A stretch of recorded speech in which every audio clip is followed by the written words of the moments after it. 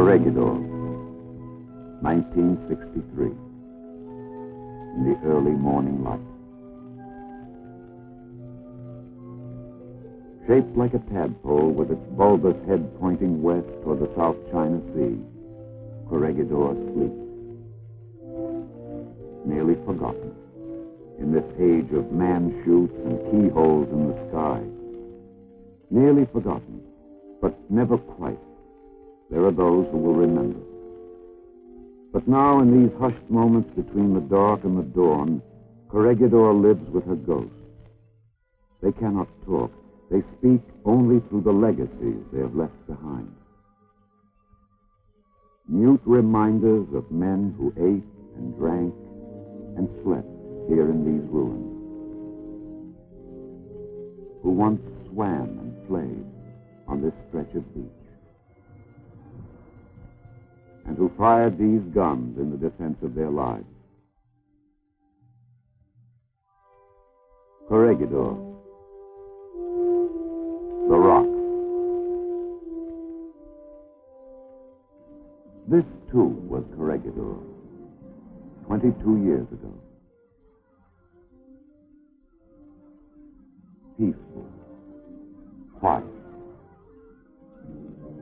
Suddenly at Pearl Harbor, the peace and quiet exploded, and war echoed across the Pacific.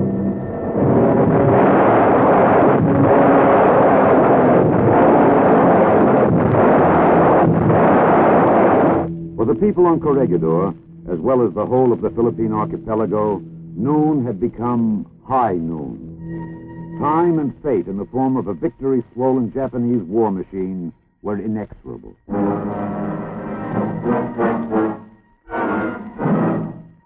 Manila fell.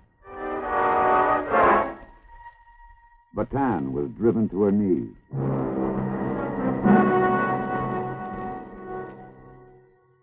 The Filipinos and the Americans on Corregidor dug deep into their fortress of rock and awaited the lash of the gathering storm.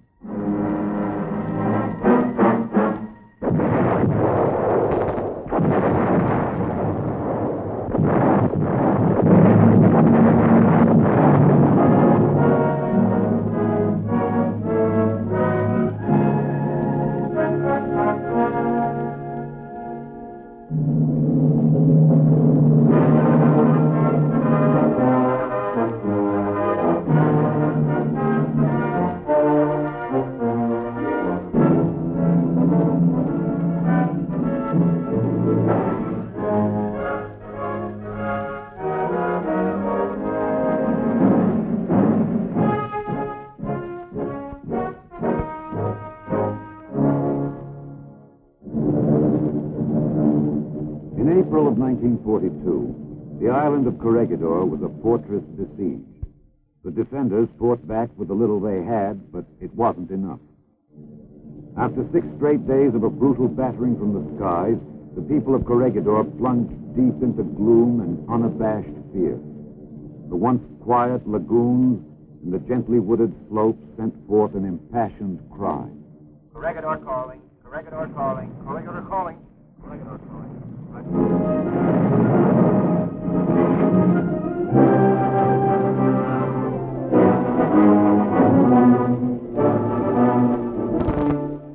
The fall of Fortress Corregidor seemed imminent. The suddenness of the attack was disconcerting. Rumor had it the Americans were abandoning the rock and MacArthur was leaving.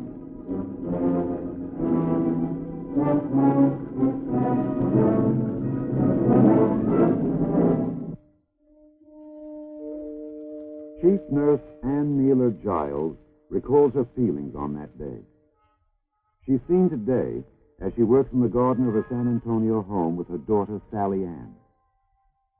It looked pretty bad to some of us who were there. We knew deep down inside that it couldn't be true. When the initial shock wore off, we learned the truth, that General MacArthur had received direct orders from Washington to fly immediately to Australia. That was all we needed to know. So we set ourselves to staying alive there in the Linter Tunnel until they did. The enemy bombs missed very little on the island that day.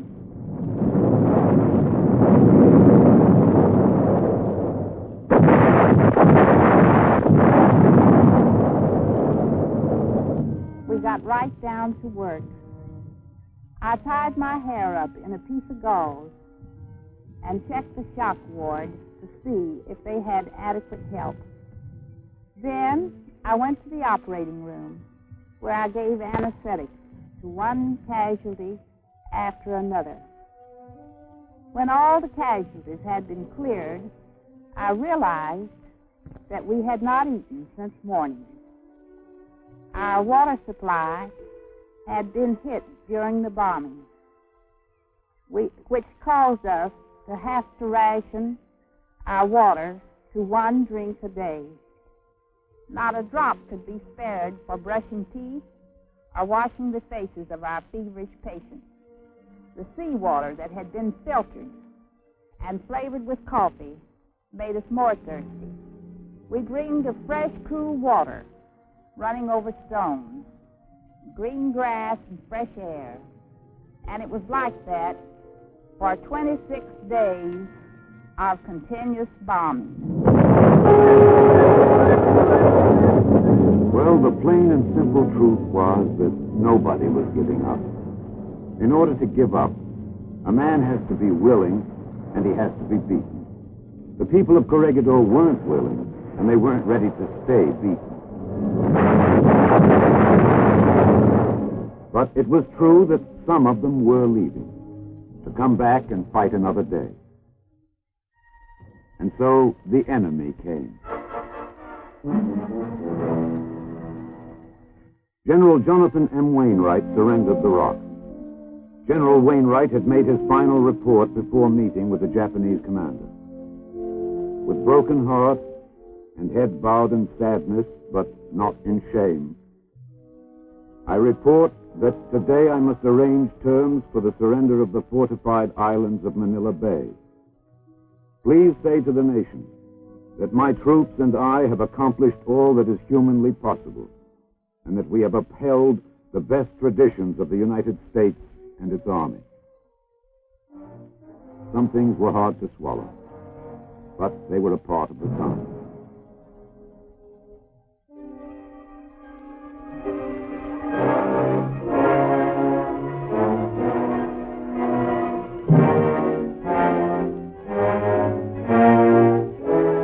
It was going to be a long wait, and they knew it. But in the endless time of waiting, one pulse-ringing hope was left to buoy and sustain them.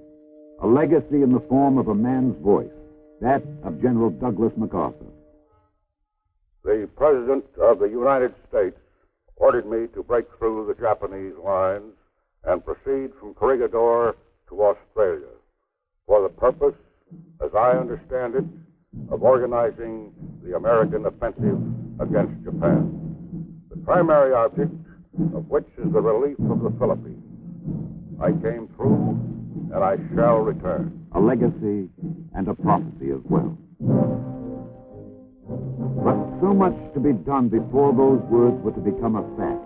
So much of what a famous Englishman was to call blood, toil, tears, and sweat. And so it began, the arduous road back. Headquarters of the Southwest Pacific was established in Melbourne. It was necessary now to build a force in the South Pacific that would combat the Japanese threat to Australia as well. Much was required, and much came. Men, materials, supplies, ammunition. All the elements of air, land, and sea quickly fused together on the same allied forge to become an effective weapon, a single lifeline that would lead to ultimate victory.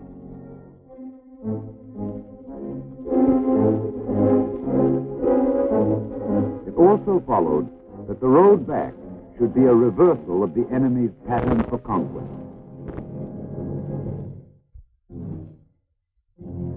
Where the men of the Orient had come like a giant octopus with clutching tentacles outstretched to swallow its opposition whole, the Allied military plan was comparable to the movement of a great spinning wheel, with the spinners patiently laying out strands in a master web to ensnare the enemy.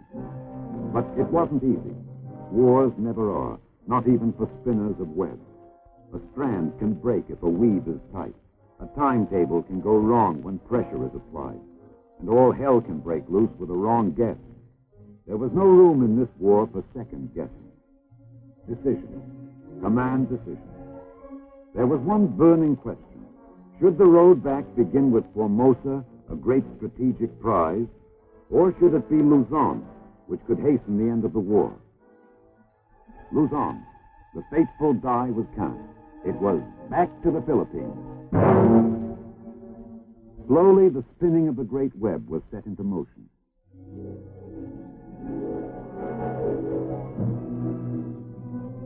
Island-rocking decisions were being made in Melbourne, while on Corregidor, more fundamental decisions seemed important. We tried to maintain some semblance of normality. But this is hard to do when you're dirty, hungry, and completely exhausted. Performing operations by lantern lights can be trying on the nerves. And after 3 or 4 days of this, we were numb. Besides the wounded, many fell sick. Malaria was the killer. As the GIs used to say, the mosquitoes had air superiority.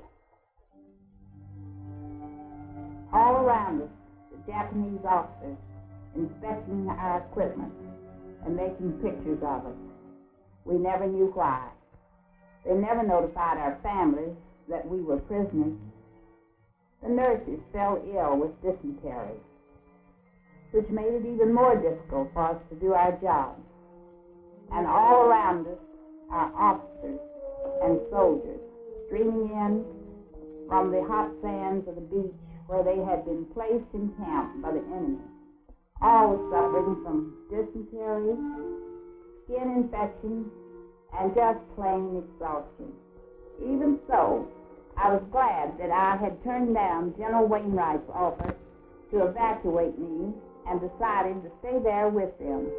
There, in that tunnel, choked with shell smoke and misery, was a group of people that meant more to me than anything else. It simply seems like a bad dream now, but then, an endless nightmare. For living through her nightmare, Nurse Ann Naylor Giles earned the Legion of Merit and the Bronze Star. Away from Corregidor, a shooting war goes on. The web spins, and the first strand reaches out for Guadalcanal. Costly and bloody, the orders were taken, and they did, at a high price.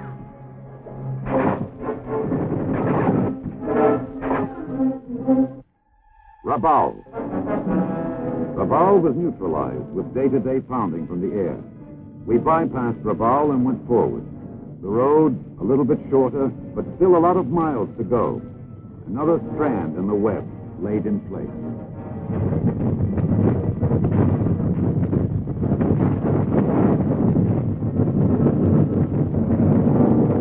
The Gilberts. Tarawa. One more island atoll reaping its human toll. A circular chunk of coral, a ring of flaming death. But Tarawa was taken.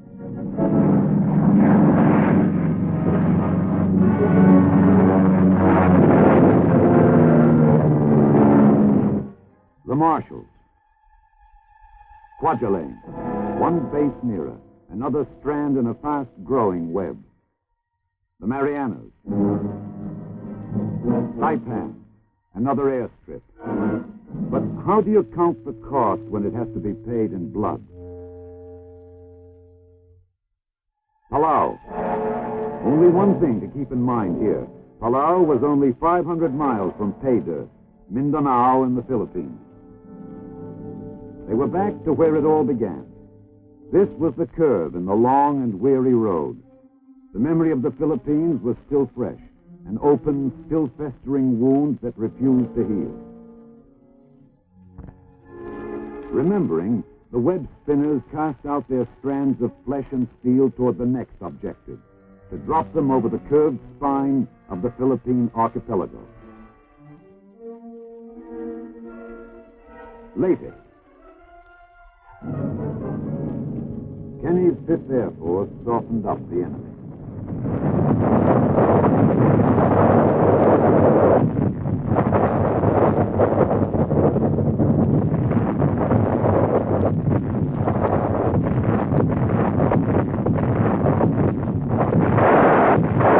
And then the infantry hit the beaches.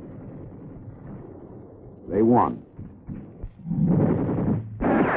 More than they lost.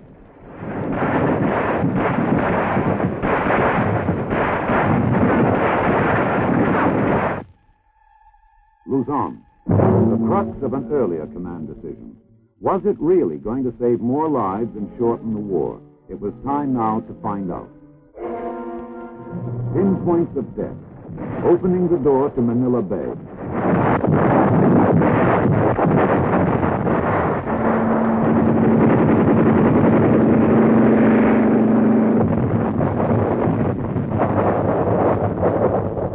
American lives were saved, and those who lived found their own ways of being grateful. Manila, Pearl of the Orient, enmeshed now in a death grip, fresh forces squeezing it tight. Manila is a burial ground.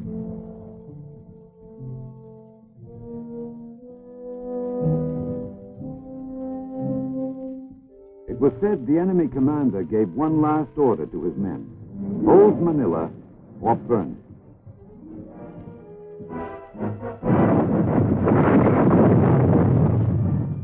The Pearl fell into Allied hands. The web was tightened.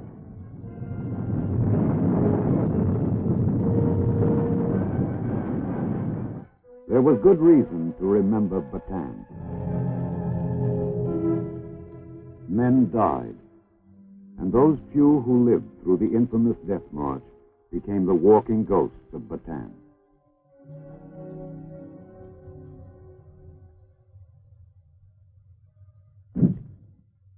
Ben Minota survived and drives his cab in Brooklyn, USA. I was one of them. I was with the 803rd Engineers. When we got captured, it was a heck of a mess. I mean, none of us knew what it was all about. But it sure didn't take us long to find out. That's for sure. We were in Marvellis when that march started. It was hot, and San Fernando was 90 kilometers away. We had to do away with our stuff and carry theirs. Machine guns and ammo cases. No food and water. Our guys were dropping like flies. It took 5 days to get to San Fernando. When we got there, God knows how, they shoved us into boxcars and slammed the doors. 4 hours, stinking, dirty filth, and jammed in like sardines. But that march, I cannot forget it. Even the 3 years after, in the prison camps, bad as they were, it was that march that still gives me nightmares.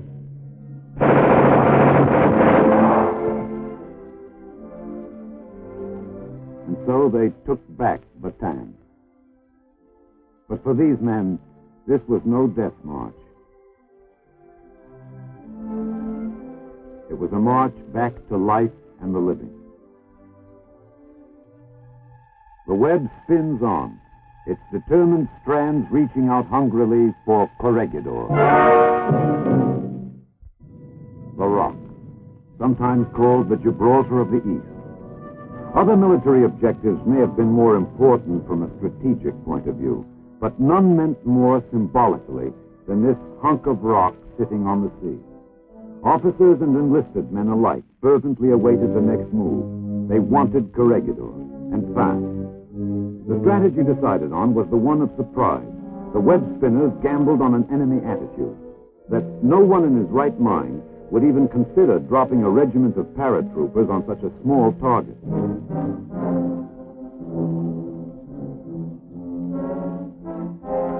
They would more likely anticipate an approach from the sea. the Allied High Command decided to go for broke. Naval bombardment, aerial attack, amphibious landings, and a parachute drop. The 503rd Regimental Combat Team was the jump regiment picked to do the job. Brigadier General George M. Jones was a colonel when he commanded the 503rd in that memorable jump. I suppose historic is about as good a word as any to describe what happened that day.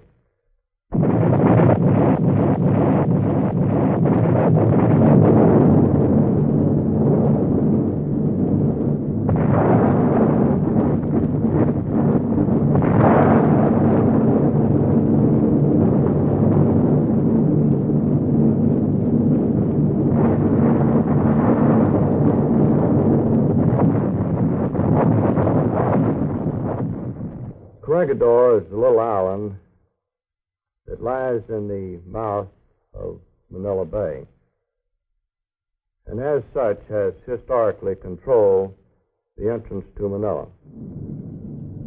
I think the troops of the 503rd were enthusiastic about the jump. Of course,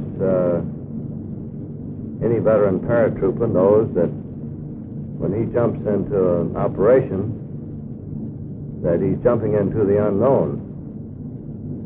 He expects to be surrounded, outnumbered, and outgunned. And the realization of this, of course, certainly makes for individual tension. But I think at the time of the drop, the troops were really ready to go.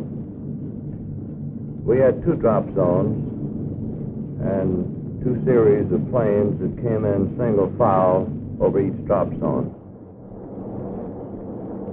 The wind was blowing. We actually didn't know prior to the jump what the wind was going to be, but we knew that the wind was a factor. And this really was the weather part of the operation that had made us alter our plan somewhat. We started off jumping 8 men at about, I believe, 550 feet jump altitude, which is a fairly low altitude for a parachute jump. As each plane in the serial would come over a prearranged point, we would give the word to count a certain number of seconds, and then the first man of that stick would go out. We started off jumping 8 people in the stick, a stick meaning the number that are going to jump at that pass over the drop zone. But because of the wind, which turned out to be about 22 knots, we had to lower our altitude successively from 550 to 500 and then finally 400 feet. Each plane had, as I recall, about 21 or 22 paratroopers. This whole jump was controlled by Colonel John Lackey, the troop carrier commander, and myself, who were flying above the formation and giving specific instructions to the jump masters in each plane. Of course, these drop zones were pretty small for normal parachute dropping. We normally thought in terms of a drop zone of about 1,000 yards long at least and several hundred yards wide. These drop zones were small, the largest one being about 200 yards long and about 100 yards wide. They were surrounded by rubble and rather high buildings. All of these things added to the hazard of the drop. Of course, we had a few casualties on the jump, not as many as I had anticipated, however. Prior to the jump, I estimated that we might have as many as 50% casualties. As a matter of fact, my estimates ran between 10 and 50% because of the nature of the drop zone, the wind, and the other factors. We got by with 12 or 13% casualties on the jump. Actually, the losses, however, did justify having the operation because we accomplished our mission. We secured the island of Corregidor, eliminated the control mines, which would have kept our ships from coming into the harbor, and opened up the harbor of Manila. Now, as far as the surprises, of course, this operation was short, was fast, and full of surprises. From almost the word go, we had surprises. There were kamikaze operations. The third day, they blew up Melinda Tunnel, where they had a great number of explosives stored.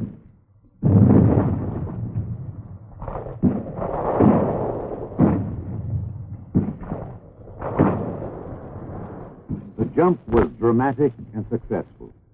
The enemy was hit around the clock in every way he could be hurt. From the sea, on the beaches, in the streets. The end was in sight. As suddenly as it had begun, it was over. The web, indeed, had overtaken the rock. I believe that the most lasting memory is General MacArthur's visit to the island of Corregidor. After the operation was all over, General MacArthur visited what was always considered by many people as one of the soft spots in his heart. He had a great affection for Corregidor. He came back and a little ceremony with a few troops from each of the units that had participated. We formally returned the island to him. And I shall always remember that now very famous quotation when General MacArthur looked at me and said, "I see the old flagpole still stands. Have your troops hoist the colors to the top, and let no enemy ever haul them down." Corregidor sleeps with her ghost. They cannot talk. They speak only through the legacy they have left behind in this fortress in the sea.